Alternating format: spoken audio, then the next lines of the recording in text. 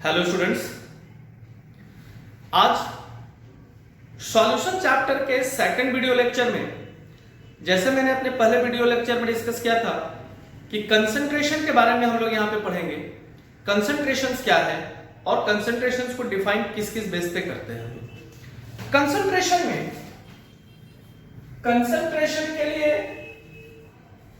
Definition कहता है the number of gram mole solute dissolved in a liter solution is known as concentration. That is, concentration C is equals to N by V. Number of moles dissolved in liter solutions. इसी basis पे molarity को define करते हैं हम लोग। अगर बात करें मोलारिटी की, जिसको मोलर कंसंट्रेशन भी कहते हैं, रिप्रेजेंट करते हैं कैपिटल M से। मोलारिटी और मोलर कंसंट्रेशन, जिसको हिंदी में मोलरता कहते हैं, मोलरता कहते हैं। तो मोलारिटी है क्या? डेफिनेशन कहता है क्या? The number of gram mole solute dissolve in 1 litre solution is known as molarity. 1 litre solution में घुले हुए सॉल्यूट के मोल की संख्या को मोलारिटी कहते हैं। अब इस डेफिनेशन के बेस पे मोलारिटी का जो फॉर्मूला हम लोग लिखते हैं, वो मोलारिटी का फॉर्मूला आपके पास है, रिप्रेजेंट करते हैं इसको M से। So M is equals to weight of solute divided by molecular weight or molar mass of solute into 1000 divided by volume of solution in milliliter. Weight of solute by molar mass of solute into 1000 divided by volume of solution in millilitre. इसी को कुछ लोग ऐसे भी पढ़ा सकते हैं, m is equals to n by v, जो मैंने पहले लिखा है कंसंट्रेशन के लिए। अब n by v that is this is present in case of litre.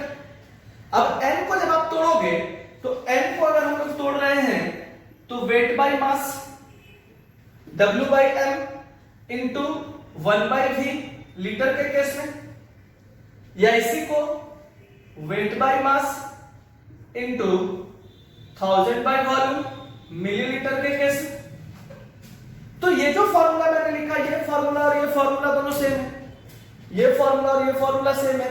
क्योंकि n बाय v को ही हम लोग तोड़ रहे हैं तो weight by mass into 1000 by volume आ रहा है। ये मोलारिटी का पहला फॉर्मूला। दूसरा जो फॉर्मूला है मोलारिटी के लिए, अगर हमारे पास एक ही सॉल्यूशन हो लेकिन कंडीशंस अगर अलग अलग हो, तो वैसे केसेस में सेकंड जो फॉर्मूला हम लोग इसका यूज करते हैं, m1v1 is equals to m2v2। और थर्ड जो इसका फॉर्मूला है, दो डिफरेंट टाइप के सॉल्यूशंस हमारे पास हैं और दोनों सॉल्यूशंस को आपस में अगर हम एक इंटरमिक्स करें, दोनों को आपस में अगर मिला दें तो एक नया सॉल्यूशन तैयार होगा। और उस नए सॉल्यूशन की मोलारिटी कैसे फाइंड करेंगे? मान लो कि हमारे पास एक सॉल्यूशन है इथानोइक एसिड का और दूसरा सॉल्यूशन है सोडियम हाइड्रोक्साइड का। इन दोनों की मोलारिटी अलग अलग है, लेकिन जब दोनों को आपस में हम मिक्स करेंगे, इंटरमिक्स करेंगे, तो एक नया सॉल्यूशन बनेगा। That solution is sodium acetate. अब इस सॉल्यूशन की मोलारिटी अपने को फाइंड करनी है। तो यहां दो डिफरेंट कंडीशंस है, दो डिफरेंट सॉल्यूशंस है, और दोनों को जब इंटरमिक्स कर रहे हैं तो अपने को नया सॉल्यूशन जो तैयार हुआ, उसके लिए जब मोलारिटी फाइंड करने को बोला जाएगा तो फॉर्मूला होता है m1v1 plus m2v2 is equals to m3 into v1 plus v2। इस फॉर्मूला को यूज करेंगे हम लोग फाइनल मोलारिटी फाइंड करने के लिए। इसका फोर्थ फॉर्मूला होता है molarity is equals to percentage strength into density into 10 divided by molar mass, percentage strength into density into 10 divided by molar mass. तो मोलारिटी के ये 4 फॉर्मूले हैं और इन 4 फॉर्मूले पे ही चाहे आपके कॉम्पिटिशन के क्वेश्चन हो या आपके बोर्ड के क्वेश्चन हो, इन 4 फॉर्मूले पे ही पूछे जाते हैं। मैं अपने कमिंग वीडियोस में इन सब पे न्यूमेरिकल्स भी मैं आपको कराऊंगा, मैं न्यूमेरिकल्स भी दिखाऊंगा और प्रीवियस 10 सालों के जेईई मेंस और नीट में जो क्वेश्चंस पूछे गए हैं उसको भी मैं आपको बताऊंगा, उसको भी मैं आपको दिखाऊंगा। सॉलिड्स मैंने पढ़ा दिया है, उसके भी क्वेश्चंस मैं आपको यहां पे करके दिखाऊंगा कि जो हम लोग पढ़ते हैं क्वेश्चंस उसी से आता है, कुछ अलग नहीं होगा। तो ये मोलारिटी आपके लिए, इस पे न्यूमेरिकल्स में भी आपको कराऊंगा नेक्स्ट वीडियोस में। अगला जो टॉपिक है वो है आपकी मोलारिटी, जिसको मोलर कंसंट्रेशन के नाम से भी जाना जाता है। मोलारिटी और मोलर कंसंट्रेशन रिप्रेजेंट करते हैं स्मॉल m से। मोलारिटी में हम लोगों ने पढ़ा था the number of gram mole solute dissolve in litre solution. यहां पे है the number of gram mole solute dissolve in KG solvent. 1 KG solvent में सॉल्यूट का जितना मोल डिसॉल्व होता है उसको मोलालिटी कहते हैं या मोलर कंसंट्रेशन कहते हैं। अब उस बेस में जब हम लोग अगर इसको देखें तो molality m is equals to formula होगा weight of solute divided by molecular mass of solute into 1000 divided by weight of solvent.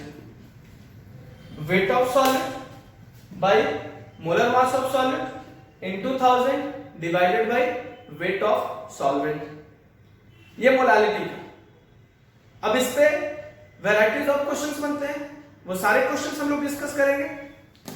Concentration का तीसरा जो टर्म आता है वो है नॉर्मैलिटी, जिसको रिप्रेजेंट करते हैं n से। हिंदी में इसको हम लोग नॉर्मलता कहते हैं, नॉर्मैलिटी। डेफिनेशन कहता है the number of gram equivalent weight of a solute dissolved in 1 liter solution is known as normality. The number of gram equivalent weight dissolved in 1 liter solution is known as normality. That is, n is equals to weight of solute divided by equivalent weight of solute into 1000 divided by volume of solution in milliliter. Weight of solute by equivalent weight of solute into 1000 divided by volume of solution in milliliter. Molarity की तरह इसके भी 4 फॉर्मूले तैयार होते हैं। Second formula इसका है N1V1 is equals to N2V2। इसका थर्ड फॉर्मूला है N1V1 plus N2V2 is equals to N3 into V1 plus V2। और इसका फोर्थ फॉर्मूला है नॉर्मैलिटी इज इक्वल्स टू, जब मोलारिटी गिवन होती है x into m, where x, इसको x factor कहते हैं, या number of H plus ion और OH minus ion.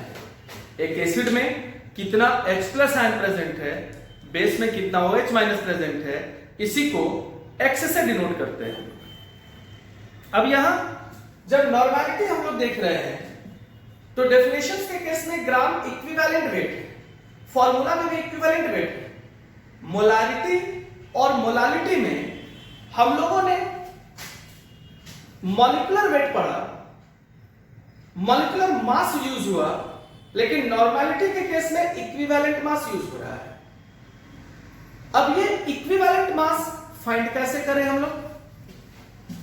Equivalent mass find करने के लिए फॉर्मूला होता है molecular mass divided by valency और molecular mass divided by acidity और basicity.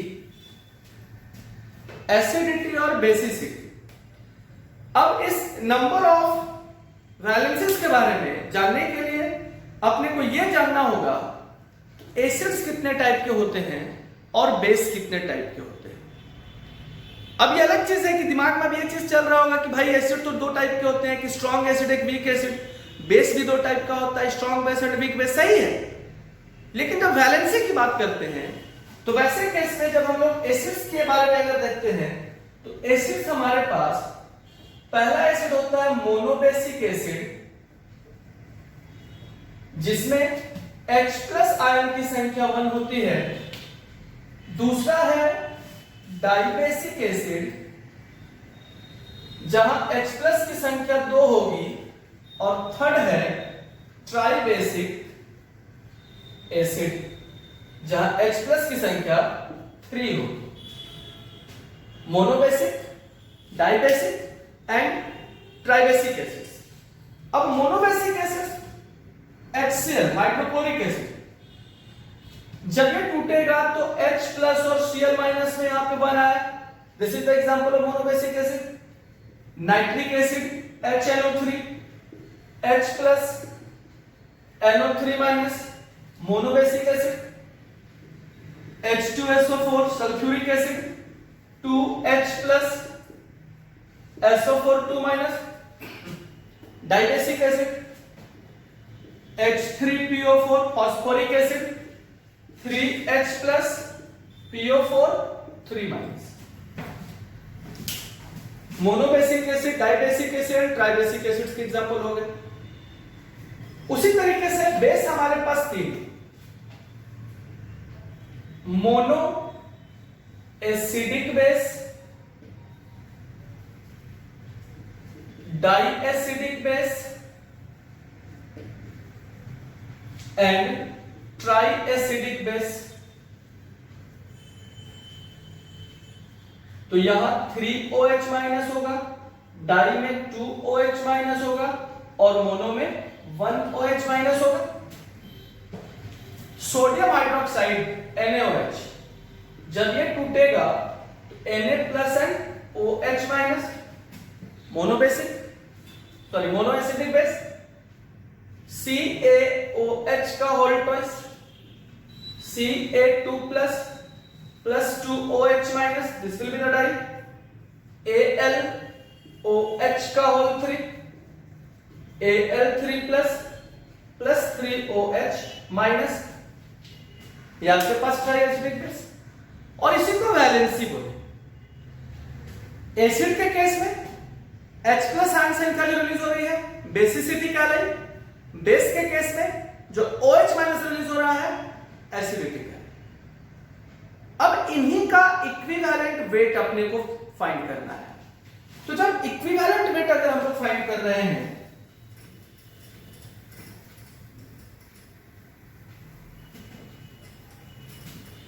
so equivalent weight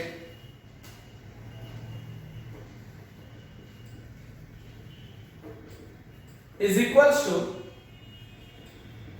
molecular weight divided by valency, या इसी को आप एसिडिटी कह लो या बेसिसिटी कह लो, एसिडिटी या बेसिसिटी। अब सपोज अगर हम लोग फाइंड कर रहे हैं हाइड्रोक्लोरिक एसिड का इक्विवेलेंट वेट HCl का, तो HCl का equivalent weight is equals to molecular weight, hydrogen का 1, क्लोरीन का 35.5, 36.5 डिवाइडेड बाय, अभी हम लोगों ने पढ़ा HCl है 1H plus, that is monobasic acid. तो इसकी जो बेसिसिटी हो गई वो 1, so the equivalent will be 36.5। H2SO4 sulphuric acid, इसका जब इक्विवेलेंट वेट फाइंड करोगे, H2SO4 का मोलिकुलर वेट आएगा 98, हाइड्रोजन यहां पे 2, sulphur 32, oxygen 64, 98।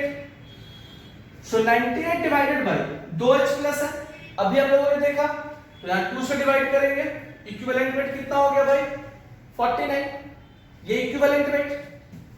Phosphoric acid H3PO4, hydrogen यहां पे 3, फास्फोरस 31 प्लस 64, 98। अब इसका जब इक्विवेलेंट वेट फाइंड करोगे, सो 98 डिवाइडेड बाय 3H प्लस 3, जो आपका वैल्यू आएगा वो इक्विवेलेंट वेट हो गया।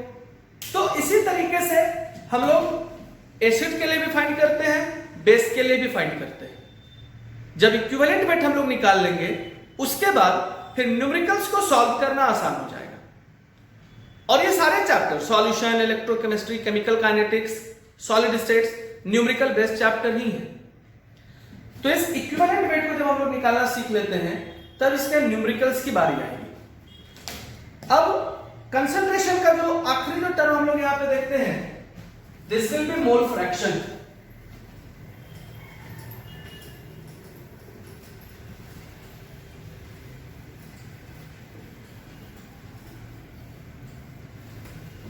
मोल फ्रैक्शन के टर्म में अगर देखा जाए, मोल फ्रैक्शन को रिप्रेजेंट करते हैं हम लोग एक्स से। अब अगर हमारे पास सॉल्यूशन है, एक तो सॉल्यूट होगा और दूसरा सॉल्वेंट होगा, तो मोल फ्रैक्शन सॉल्यूट के लिए भी फाइंड करेंगे, सॉल्वेंट के लिए भी फाइंड करेंगे। तो जब मोल फ्रैक्शन ऑफ सॉल्यूट अगर आप निकाल रहे हो, तो number of mole which is present in solute divided by total number of mole present in solute and solvent, that is total number of mole present in solution। उसी तरीके से जब solvent के लिए आप फाइंड करोगे, तो number of moles present in solvent divided by number of mole present in solute plus solvent। इसी को XA is equals to NA divided by NA plus NB भी लिख सकते हो, और XB is equals to NB divided by NA plus NB लिख सकते हैं। The sum of mole fraction is always equals to 1. XA plus XB is equals to 1. Mole fraction has no unit because it is a simple whole number ratio. कोई unit नहीं होगा, क्योंकि number of moles है, moles और moles cut जाएंगे, तो कोई unit होगा ही नहीं। तो ये कंसंट्रेशन के 4 टर्म हुए, molarity, molality, normality and mole fractions. Next video में मैं इसका आपको कुछ न्यूमेरिकल्स दिखाऊंगा, मोलारिटी, मोलालिटी, नॉर्मालिटी और मोल फ्रैक्शंस पे न्यूमेरिकल्स कैसे तैयार होते हैं।